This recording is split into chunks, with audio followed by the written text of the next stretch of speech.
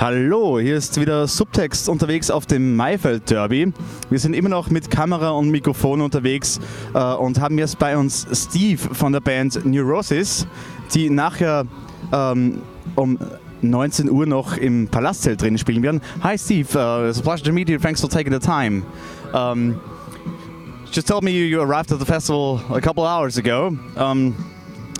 How is it for you to play at a festival like this with a focus more on like indie music, which makes you stand out a bit as a metal band? Do you enjoy something like this? And are there any bands that you're maybe looking forward to see here? We really enjoy playing festivals like this where there's more of a diverse audience. I mean, we're fans of music of all types, you know, and playing only heavy music festivals is often quite boring. You know, because ultimately all any musician is hoping for is for open-minded people to maybe get something emotional out of their music, right? And we've never really felt like we fit in any box ever anyway. So, yeah, no, we're happy to be in a place where it's all different types of bands, you know. As far as the lineup of this one,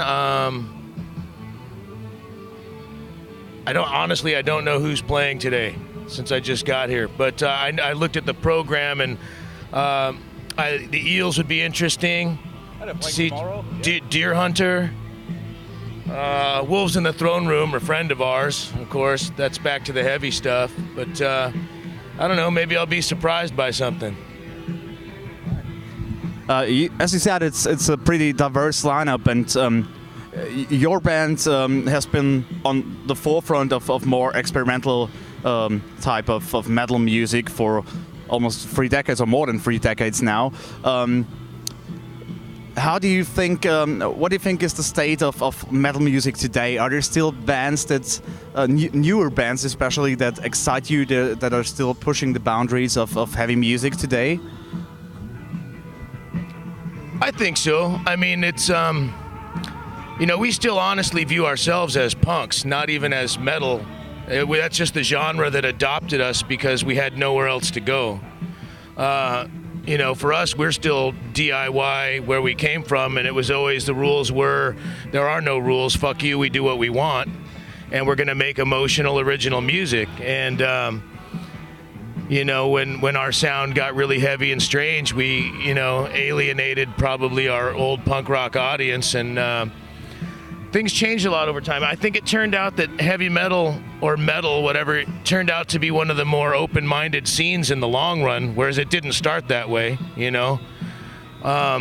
Because now you can open a heavy music magazine and read about Japanese noise artists or electronic artists or, you know, and there's so many genres and subgenres I can't keep track anymore. It's all beyond me. I'm probably too old, but I definitely hear artists in the heavy and the independent and indie worlds. There's still people pushing the boundaries. You know, music is such a limitless art form that there are for sure still people pushing the limits. You said you don't really see yourself as metal guys. You come from a punk background more. Your music is sometimes being described as thinking man's metal, but it doesn't really seem to be the kind of music that you have a grand scheme in mind, or that it's all in your head. It seems to be like more of a free process. How do you go about creating your music? Yeah, I don't know who coined that term. I think when I think of thinking man's metal, I always think of Hydra Head Records. I think that was what they were, you know, going for. For us, it's definitely not cerebral. This is not brain music. We don't sit around and think about what we want to create in our.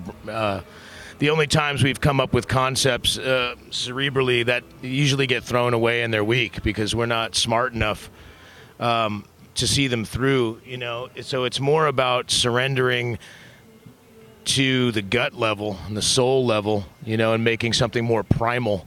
For us, it's always been primal, gut level, you know, get out of the brain entirely and let something else, something bigger than you, guide you, you know, a force of nature, what have you, and have it comes straight out of the earth, straight out of the heart. In fact, a more appropriate word would really be soul music.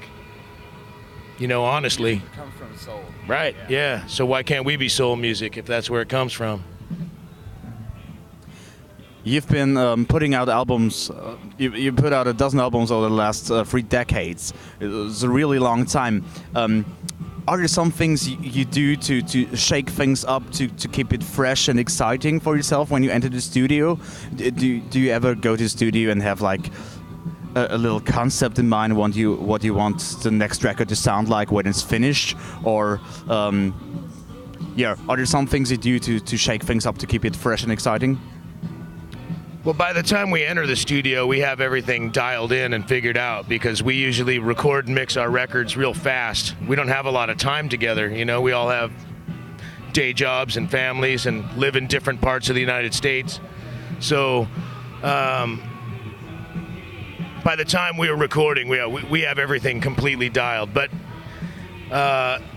in the writing process, again, we don't really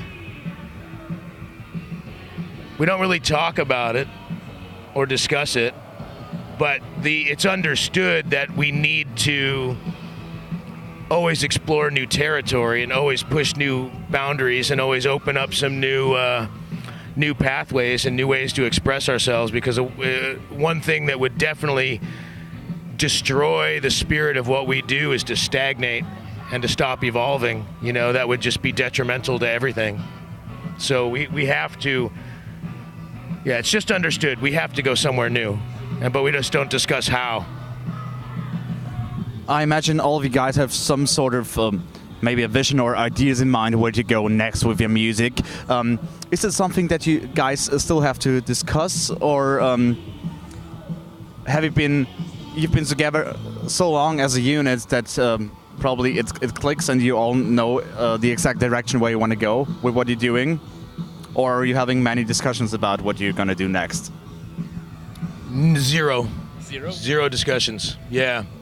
I mean, the only times we will talk about it is while it's happening and be like, oh, that was great, or that sucked, ditch it. And but as far as like sitting down and talking about where we want the music to go, no, not really. I think that, again, that would bring it into the brain level, and that's not where it comes from. So it's more like we hope. We know what our strengths and weaknesses are, and we always push on our weaknesses a little bit to try to go where it's less comfortable, because that's where exciting things happen. And we trust each other to bring their own ideas and strengths to their own parts, and it just kind of happens. So the really only discussions happen while the music is being created as to what our opinions is, or when you try to be truly driven by the music and not by your own ego, it feels like sometimes we take turns. Somebody will speak loudest for the spirit of the music, and that will usually be the way it goes in the moment. Somebody will be channeling it stronger than someone else and see it, So usually there's someone who maybe is closer to the soul of the music in that moment, and has maybe a vision in mind where to take it from there. Is that it?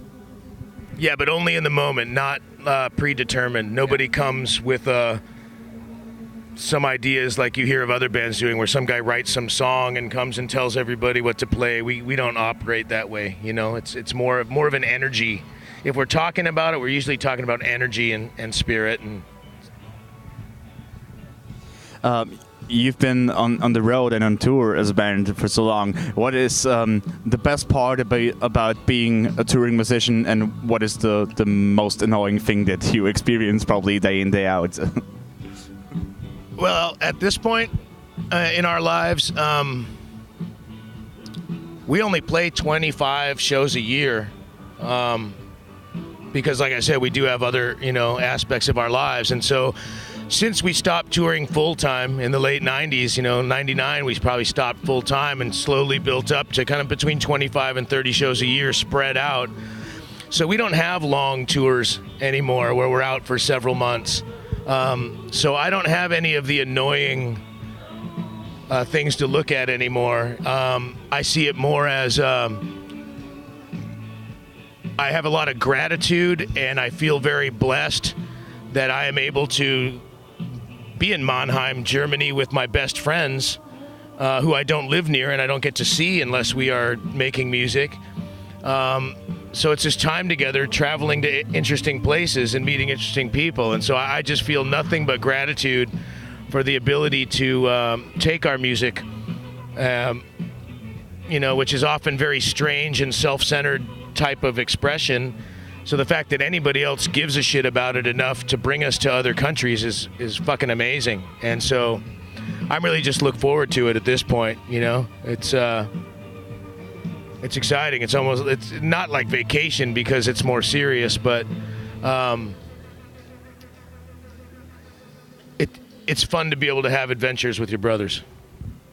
So you're grateful for every second you get to be together as a band and create music and play it live still. Absolutely. It's really inspiring. So you said you don't play that many shows anymore. Are you more careful or more selective about picking out where you're gonna be playing as a band? And what did you pick the Maifeld Derby to play here? Did you know this festival beforehand? I didn't, but our booking agent, Ansgar, he's a dear friend of ours. He's been with us since our first time ever in Europe, and multiple capacities. We just always find a way to work together. And so when we were busy booking ourselves, we asked him to take, because he lives over here, in Germany. So he told us it was a really respected festival, and then it was a great thing for a heavy band like us to actually be invited to play. And so we definitely try to be discerning, we like to mix it up. We always prefer club venues and playing our own shows, but it's neat to be able to come, especially in the European festival culture, to see it. It's quite different, I think it's inspired some things in the U.S. It's starting now to see more open-air festivals like you guys have out here, but we are pretty discerning. I mean, when you're only going to play 25 shows a year, you want to make sure that you like the cities, you want to make sure that you like the people you're working with, and so we are definitely careful. Thank you, Steve. That's it from my part. Thanks for taking the time and have a great show. Yeah, see you soon.